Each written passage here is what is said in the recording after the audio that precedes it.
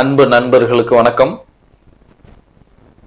நேரம் நல்ல நேரம் சேனலுக்கு உங்கள் எல்லோரையும் வருக வருக என வரவேற்கிறோம். இதுவரை எங்களது சேனலுக்கு ஆதரவளித்த அனைத்து நல்ல உள்ளங்களுக்கும் நன்றி. இந்த பதிவில் நம்ம ஒவ்வொரு நட்சத்திரத்திற்கும் முறையான பொருத்தமுள்ள நட்சத்திரங்களை ஒவ்வொரு மணமகளுக்கும் மணமகனுக்கும் நம்ம பார்க்க போகிறோம். அதை பற்றின பதிவை தான் இதில் விரிவாக நம்ம பார்க்க இருக்கோம். கடவுள் அமைத்து வைத்த மேடை இணைக்கும் கல்யாண மாலை, இன்னார்க்கு இன்னார் என்று எழுதி வைத்தானே தேவன் அன்று. கடவுள் அமைத்து வைத்த மேடை இணைக்கும் கல்யாண மாலை. என்னடா பாட்டோட ஆரம்பிக்கிறேன்னு நினைக்கிறீங்களா?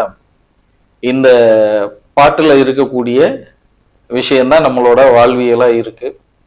ஒவ்வொருத்தருக்கும் அமையக்கூடிய வாழ்க்கை துணை நம்ம எதிர்பார்த்தது போல சிலருக்கு அமையுது, எதிர்பார்க்காதது போல பலருக்கு அமையுது. இதெல்லாம் எங்க போய் கனெக்ட் ஆகுது அப்படின்னு பாத்தீங்கன்னா, ஜோதிடத்துல விதி மதி கதி அப்படின்ட்டு சொல்லுவாங்க. அப்போ நம்மளுக்கு இது விதிக்கப்பட்டது அப்படின்றது ஒண்ணு இருக்கும்.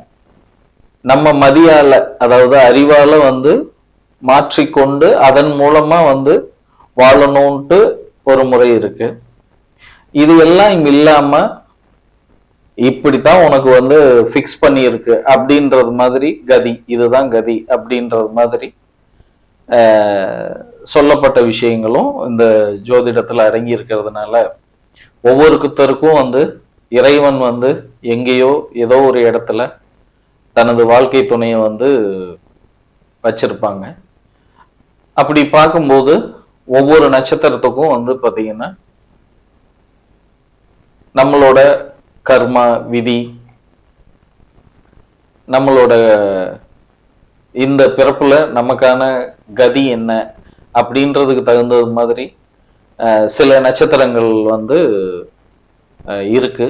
அந்த நட்சத்திரத்துல இருக்கக்கூடிய வரன்களை நம்ம பிள்ளைங்களுக்கோ பேர பிள்ளைங்களுக்கோ குழந்தைங்களுக்கோ பாத்தீங்கன்னா அந்த திருமண வயது வரும் பொழுது நம்ம செலக்ட் பண்ணி செய்யும் பொழுது அவங்களோட வாழ்க்கை சிறப்பா இருக்கும்.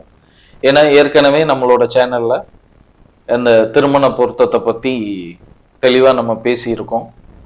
அதுல என்னென்ன குறைபாடுகள் இருக்கு அதை நிவர்த்தி பண்ணி இப்ப எங்களோட அனுபவத்துல நான் நிறைய பேருக்கு பொருத்தம் பார்த்து கொடுத்த வகையில என்னோட அனுபவங்களுக்கு தகுந்தது மாதிரி சக்சஸ் ஆன அந்த சில பொருத்தங்களை மட்டும் நம்ம ஒவ்வொரு நட்சத்திரத்துக்கும் வரிசையா நம்ம பார்க்க இருக்கிறோம்.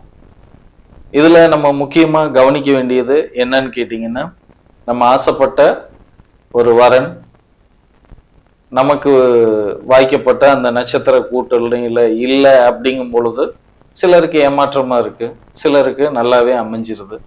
சில பேர் கல்யாணத்துக்கு பின்னாடி செட்டில் ஆயிடுறாங்க, சில பேர் கொஞ்சம் கஷ்டப்படுறது மாதிரி இருக்கு. அப்போ இதுக்கு எல்லாத்துக்குமே காரணம் என்ன அப்படின்னு பார்க்கும் பொழுது நம்மளுடைய கர்மா, நம்ம முன்னோர் வழி கர்மா, இது எல்லாம் சேர்ந்துதான் நமக்கு வரக்கூடிய வாழ்க்கை துணையை அமைக்குது. அப்படின்னு பார்க்கும் பொழுது இந்த திருமண பொருத்தம் பார்க்கறதுல முக்கியமா சூரியன் எந்த சாரத்துல இருக்காரு, சந்திரன் எந்த சாரத்துல இருக்காரோ அந்த நட்சத்திரத்தை தான் நம்ம நட்சத்திரமா எடுத்து அதுக்கு தான் நம்ம பொருத்தம் எல்லாம் பார்க்கிறோம். அதே போல பாத்தீங்கன்னா நம்ம ஜாதகத்துல லக்னம்னு ஒண்ணு இருக்கும். அந்த லக்னத்தோட அதிபதி எந்த நட்சத்திரத்தோட சாரத்துல எந்த பாவகத்துல இருக்காரு அப்படின்றத பொறுத்தும் நம்ம பொருத்தங்கள் பார்த்து செய்யும் பொழுது ஒவ்வொருத்தரோட வாழ்க்கை துணையும் சிறப்பா அமையும், வாழ்க்கையும் பாத்தீங்கன்னா சிறப்பா அமையும்.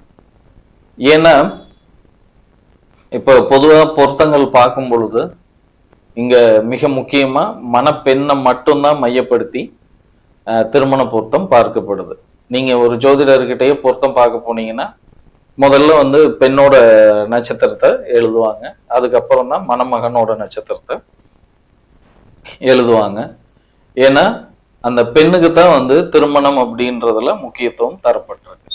அப்போ அந்த பெண்ணோட லக்ன புள்ளி எந்த நட்சத்திரத்துல இருக்கு, அந்த பொண்ணோட ராசி எந்த நட்சத்திரத்துல அமைஞ்சிருக்கோ அதோட புள்ளி, அடுத்து லக்ன அதிபதி இருக்கக்கூடிய புள்ளி, இந்த மூன்றுல வந்து பாத்தீங்கன்னா ஏதோ ஒரு நட்சத்திரம் நம்மளுக்கு வந்து கலந்து இருக்கும்.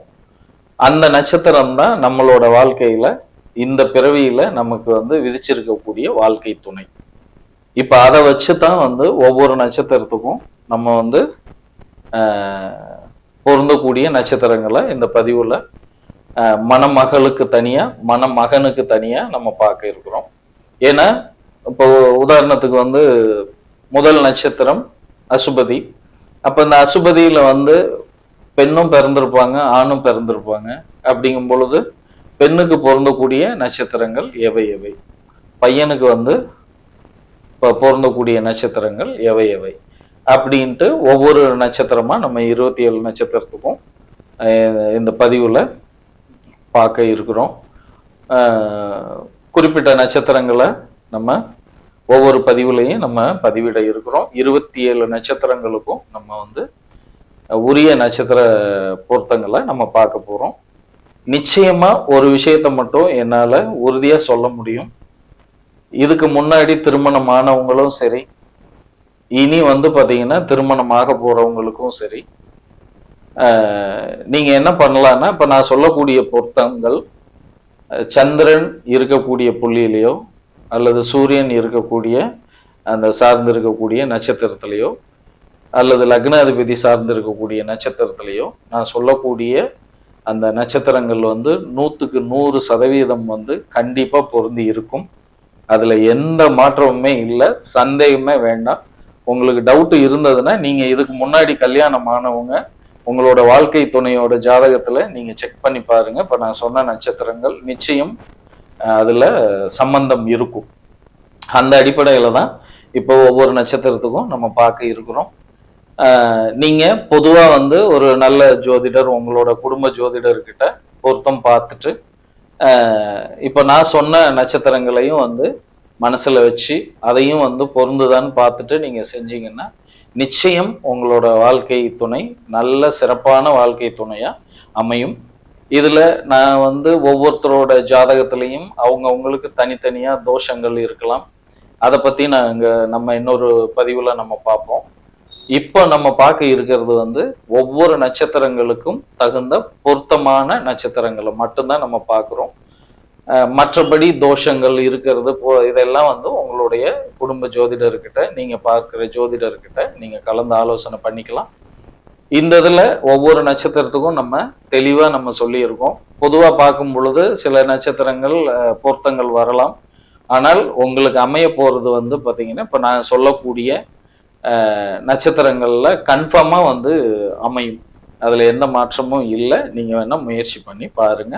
நிச்சயம் இப்ப நாங்க செலக்ட் பண்ணக்கூடிய நான் இப்ப சொல்லக்கூடிய நட்சத்திரங்கள்ல நீங்க பொருத்தம் பார்த்து திருமணம் செய்யுங்க. ரொம்ப சிறப்பா இருக்கும். எல்லாருக்கும் வாழ்த்துக்களை தெரிவிச்சுக்கிட்டு இப்போ நம்ம ஒவ்வொரு நட்சத்திரமா பார்க்க போறோம்.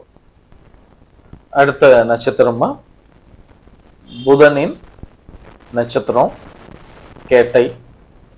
இந்த கேட்டை நட்சத்திரத்துல பிறந்த பெண்களை உங்களுக்கு புனர்பூசம், பூசம், ஆயில்யம், மிருகசீரிடம், உத்திரம், சுவாதி, விசாகம், ரோஹிணி, அஸ்தம், உத்திராடம் உங்களுக்கு நல்ல ஒரு வாழ்க்கை துணையா இருப்பாங்க. இந்த நட்சத்திரத்துல நீங்க தேர்ந்தெடுத்துக்கலாம். இவங்க தான் அமைவாங்க, அதுல எந்த மாற்றமும் இல்லை.